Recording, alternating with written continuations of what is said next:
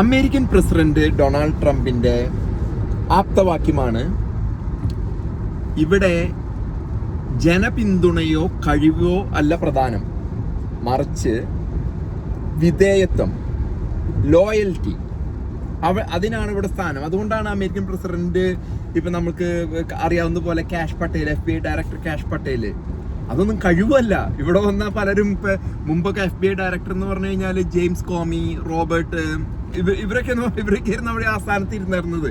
പക്ഷെ വിധേയത്വം, ലോയൽറ്റി എന്ന് പറഞ്ഞ മാതിരിയാണ് രാഹുൽ ഗാന്ധിയുടെ അടുത്ത് കഴിവോ ജനപിന്തുണയോ വോട്ട് നേടി, അതൊക്കെ വെറുതെ ജനങ്ങളെ പറ്റിക്കാൻ വേണ്ടി പറയുന്ന കാര്യങ്ങൾ മാത്രമാണ്.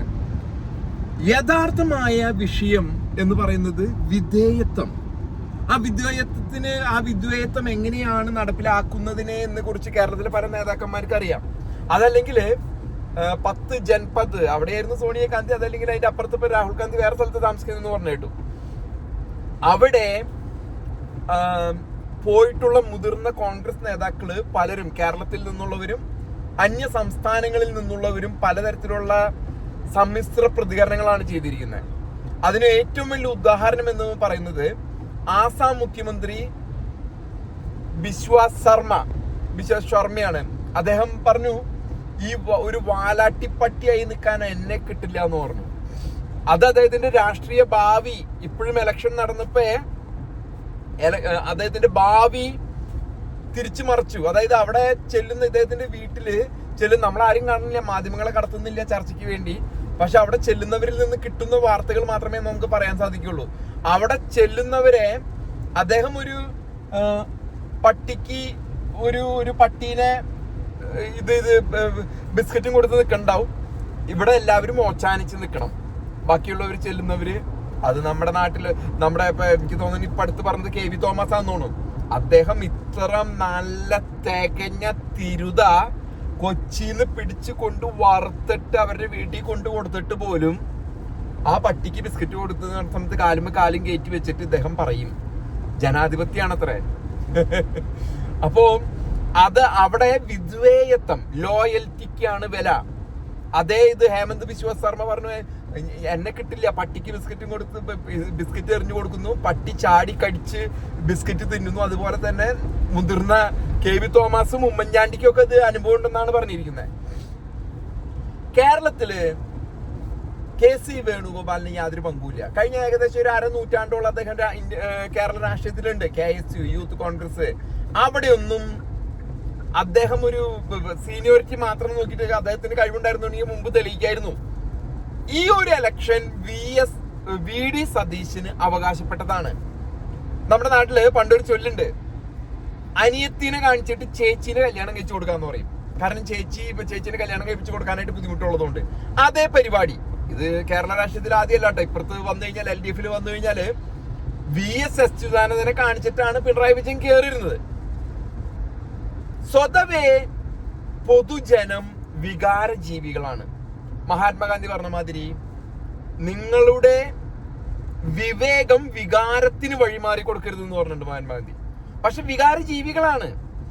പിണറായി വിജയൻ വന്നു, അദ്ദേഹം കിറ്റ് കൊടുത്തു, എല്ലാവരും 10 കൊല്ലം അയാള് നിങ്ങളൊക്കെ വെറുത്ത് അദ്ദേഹം വന്ന് ഭരിച്ചു പോയോ? പക്ഷെ അയാളെ 10 കൊല്ലം മുമ്പ് തെരഞ്ഞെടുക്കുന്ന സമയത്ത് VSനെ കാണിച്ചിട്ടാണ് അദ്ദേഹം കയറുന്നത്. കാരണം അദ്ദേഹം മുൻകോപമൊക്കെ അതൊരു കുറ്റമായിട്ട് കണക്കാക്കുന്നില്ല കേട്ടോ. ജനങ്ങളെ ഇങ്ങനെ പ്രവർത്തിച്ചു എന്നുള്ളതാണ് കുറ്റം. അദ്ദേഹത്തിനെ സംബന്ധിച്ചിടത്തോളം ആ ഒരു മുൻകോപം ആണ് അദ്ദേഹത്തിനൊരു നെഗറ്റീവ് ഇതായിട്ട് പറയുന്നത്. അപ്പോ അദ്ദേഹത്തിന് മുൻനിർത്തി ഇലക്ഷനെ നേരിട്ടാൽ കിട്ടില്ല എന്നുള്ളത് 10 വർഷം മുമ്പ് അദ്ദേഹത്തിന് കൂടുതലായിട്ട് അറിയാം. അതിന്റെ പേരിൽ VS അച്യുതാനന്ദനെ കാണിച്ചു. സമയം വന്നപ്പോ മറ്റേ യെച്ചൂരിയോട് VS പറഞ്ഞു, ഞാനൊന്നൊരു 2 കൊല്ലം കയറിയിരുന്നോട്ടെ. വേണ്ട, അത് താങ്കളെ വെറുതെ കാണിച്ചതാണ്. പക്ഷെ പിണറായി വിജയനാണെന്ന് മുന്നേ തീരുമാനിച്ചതാണ്. അദ്ദേഹത്തിനെ കാണിച്ച വോട്ട് കിട്ടില്ല. അതേ രീതിയിൽ VD സതീശനെ കാണിച്ചിട്ട് KCനെ കയറ്റിരുത്താനുള്ള പരിപാടിയാണ്. ഇന്നെല്ലാവരും കൂടി അവിടെ മല്ലികാർജുന ഖാർഗെയുടെ വീട്ടിൽ നിന്നും ചർച്ച കഴിഞ്ഞ് സമന്വയത്തോടെ വന്നു. പക്ഷെ മുഖത്തൊരു തെളിച്ചില്ലേ VD സതീശന്റെ. അപ്പൊ നമുക്ക് അറിയാവുന്ന വിവരങ്ങൾ അനുസരിച്ച് KC വേണുഗോപാൽ കയറിയിരിക്കാനായിട്ടുള്ളൊരു സാധ്യതയാണ് നമുക്ക് ഇവിടെ കാണുന്നത്. പക്ഷെ അന്യായമാണ് അത്.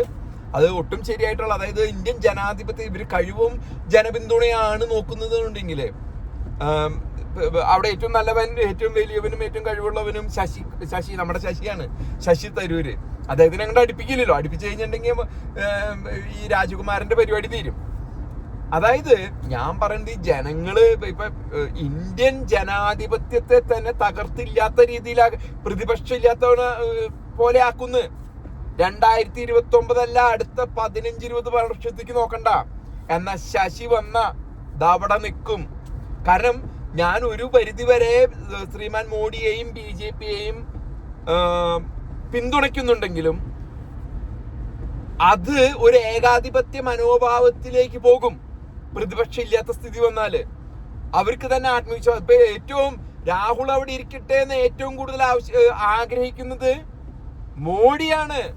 കാരണം അവിടെ ഇരുന്ന ശല്യമില്ല. അടുത്ത 25 കൊല്ലത്തേക്ക് 55 വയസ്സായിട്ടുള്ളൂ. അടുത്ത 25 കൊല്ലം ലവൻ അവിടെ ഇരിക്കണമെങ്കിൽ യാതൊരു ശല്യമില്ല.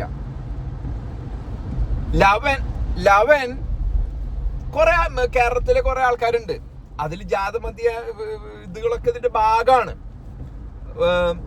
ലവൻ അവിടെ ദൈവത്തെ പോലെ അവൻ്റെ ഒരു 35,000 രൂപയുടെ വെള്ള ടീഷർട്ടും നല്ല ജീൻസും ഒക്കെ ഇട്ടിട്ട് ഇങ്ങോട്ട് വരും. എന്നിട്ട് അവൻ ഓടാൻ പോകുന്നത് കേരളത്തിൽ നിന്ന് കാശ്മീർ വരെ ഓടണ്. ഇതൊക്കെ അവനോട് ഒരു ആരാധനയാണെങ്കിൽ ഇവർ അവരുടെ ഒരു ഫോട്ടോ എടുത്തിട്ട് വീട്ടിൽ കൊണ്ടുവച്ചിട്ട് ദിവസം പൂജിക്കട്ടെ. ജനാധിപത്യത്തിന് കഴിവാണ് രാജകുമാരൻ. ഞാൻ അതിനെ ചില കാര്യങ്ങൾ ആ കുടുംബത്തിൽ നടന്ന്, കുടുംബാധിപത്യം നടക്കുന്നുണ്ടെങ്കിൽ ആ കുടുംബത്തിൽ നടന്ന കുറച്ച് കാര്യങ്ങൾ നമുക്ക് എല്ലാവർക്കും വേദന ഉണ്ടാക്കുന്നതാണ്. കാരണം 2 ജീവനുകൾ, ഒന്ന് അദ്ദേഹത്തിന്റെ പിതാവും അദ്ദേഹത്തിന്റെ അമ്മൂമ്മയും ഇന്ദിരാഗാന്ധിയും കൊല ചെയ്യപ്പെട്ടു എന്നുള്ളത്, രക്തസാക്ഷികളായി എന്നുള്ളത് ഒരു വാസ്തവമാണ്. എന്ന് വിചാരിച്ച് ഇന്ത്യൻ ജനാധിപത്യത്തെ തല്ലി തകർത്ത് ഇല്ലാതാക്കുന്ന സ്ഥിതിയിലേക്ക് കാര്യങ്ങൾ പോകുമ്പോൾ നമ്മൾ ഈ വക കാര്യങ്ങളെ ഇത്തിരി ഗൗരവത്തോടെ എടുക്കണം. എടുത്ത് കാട്ടിക്കളയേണ്ട സമയം വന്ന് എടുത്ത് കാട്ടിക്കളയണം. അതായത് മഹാത്മാഗാന്ധിയാണ് ഇന്ത്യൻ സ്വാതന്ത്ര്യ സമരത്തിന് വേണ്ടിയിട്ട് കോൺഗ്രസ് പാർട്ടി തുടങ്ങിയത്. ആനി ബസന്തും മഹാത്മാഗാന്ധിയും അതല്ലെങ്കിൽ അവരൊക്കെ കെട്ടിപ്പടുത്തതാണ്. ഇത് ഈ കുടുംബം വന്നിട്ട് 1947 നെഹ്റു വന്ന് കയ്യേറി ഈ സ്ഥിതിയിൽ എത്തിച്ചിരിക്കുന്നത്. ഇന്ന് കേസിയിൽ എത്തി നിൽക്കാം. ഇതിന്റെ ഇത്രയും കൂടി ചരിത്രം പറഞ്ഞിട്ട് ഞാൻ അവസാനിപ്പിക്കാം. ഏകദേശം അന്തോണിക്കുട്ടിയും ഈ വക ടീമുകളും കരുണാകരനൊക്കെ അവിടുന്ന് ഡൽഹിയിൽ നിന്ന് പ്രായമായിട്ട് വിടേണ്ട സമയം വന്നു കഴിഞ്ഞപ്പോ ഒരു മദാമ അന്തോണിയോട് പറഞ്ഞു, എനിക്ക് നല്ല ഒരു ആൾക്കാരെ പറ്റിക്കാൻ പറ്റുന്നതും വലിയ കഴിവില്ലാത്ത ഒരുത്തിനെയും കേരളത്തിൽ നിന്ന് വേണം. നായർ സമുദായത്തിനാണെങ്കിൽ നല്ലത്. ചെക്കൻ പറയണത് അവിടെ കേട്ട് നിൽക്കണം. ഏത് ജനാധിപത്യത്തില്? അങ്ങനെ അന്തോണിക്കുട്ടി കൊണ്ടുകൊടുത്തതാണ് നമ്മുടെ കേസിനെ ഡൽഹിയിൽ. ദൈവനാണ് ഇവൻ പറഞ്ഞത് കേട്ട് നിന്നോളും. അവന് ചരിത്രമുണ്ട്, പാരമ്പര്യമുണ്ട്. കുറെ നാളായിട്ട് അവൻ ഈ കേസ് എന്നും പറഞ്ഞ് നടക്കുന്നുണ്ട്. ഇവനെ പിടിച്ചു വെച്ചോ. ചെക്കൻ പറയണത് വിട്ട് അങ്ങോട്ടും ഇങ്ങോട്ടും ഒന്നും ചെയ്യില്ല എന്ന് അന്തോണിക്കുട്ടി ഞാൻ പറഞ്ഞു കേട്ടേണ്ട. കോൺഗ്രസ്സുകാരെന്ന് പറഞ്ഞു കേട്ടേണ്ട. അന്തോണിക്കുട്ടി പറഞ്ഞതാണ് കൊണ്ടു കൊടുത്തതാണ് കേസിനെ. ഇപ്പൊ കേസിക്ക് ഒരു കഴിവുണ്ട് കേട്ടോ. 2014 ശ്രീമാൻ നരേന്ദ്രമോദി ഇന്ത്യയുടെ പ്രധാനമന്ത്രി ആകുന്ന സമയത്ത് വെറും 4 സംസ്ഥാനം BJP ഭരിച്ചെടുത്തു നിന്ന് വലിയൊരു കഴിവിലേക്ക് 22 സംസ്ഥാനങ്ങളാക്കി കൊടുക്കാൻ കേസിക്ക് പറ്റൂ. അപ്പോ ആ കേസി പോണ പോക്കില് കേരളം കൂടിയും ആ നിലയിലാക്കാം എന്നുള്ളൊരു ഇതിലാണ് ഇത് പോകുന്നത്. ഇപ്പൊ 5 പ്രാവശ്യം ചെക്കനെ അവസരം കൊടുത്തു. രാജകുടുംബത്താന്ന് പറഞ്ഞിട്ട് കുടുംബാധിപത്യത്തിന്റെ പേരിൽ 5 പ്രാവശ്യം അവനൊന്നും ചെയ്യാൻ പറ്റിയില്ല. ഇനി അങ്ങോട്ട് 25 വർഷത്തേക്ക് നോക്കും വേണ്ട. അങ്ങ് വടക്കേ ഇന്ത്യയിലേക്ക് അന്തോണിക്കുട്ടി പറഞ്ഞോണം വടക്കേ ഇന്ത്യയിലേക്ക് തിരിഞ്ഞു നോക്കണ്ട. അതാണ് അവിടുത്തെ സ്ഥിതി ആക്കി വെച്ചത്. ഈ സ്ഥിതിയിലേക്ക് ഇന്ത്യൻ ജനാധിപത്യത്തെ കൊണ്ടെത്തിച്ചത് ഈ ചെക്കനും കേസിയും കൂടിയിട്ടാണ്.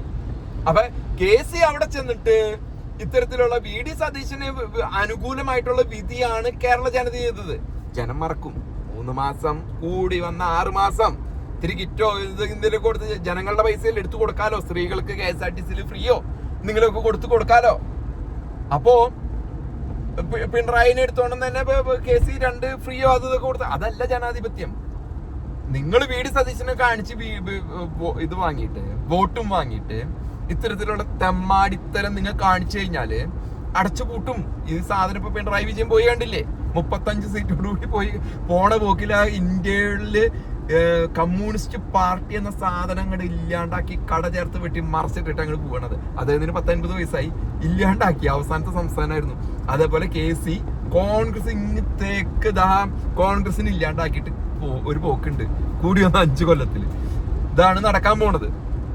ഞാനൊക്കെ വേറൊരു 3ാം പാർട്ടി ഞാൻ പറയണെങ്കിൽ ശശി തരൂരും VD സതീശനും അങ്ങനെയുള്ള കുറച്ച് നല്ല കഴിവുള്ള നല്ല ആൾക്കാർ കൂടിയിട്ട് ജനപിന്തുണയുള്ളവർ, ജനങ്ങളുടെ ഇടയിലുള്ളവർ വന്നിട്ട് ഒരു പുതിയ പാർട്ടി രൂപീകരിച്ച് ഇതെടുത്ത് വടക്കേന്ത്യയിൽ നിന്നും കുറച്ച് ആൾക്കാരെ അങ്ങോട്ട് കൂട്ടിക്കഴിഞ്ഞാല് കോൺഗ്രസിന് അവിടെ ഇന്ത്യയിൽ വലിയൊരു പവർ വാക്യൂം ഉണ്ട്. അത് മുതലെടുക്കാൻ സാധിക്കും എന്നാണ് എനിക്ക് തോന്നുന്നത്. ഇത്രയും പറഞ്ഞ് ഞാൻ ഈ വീഡിയോ അവസാനിപ്പിക്കുകയാണ്.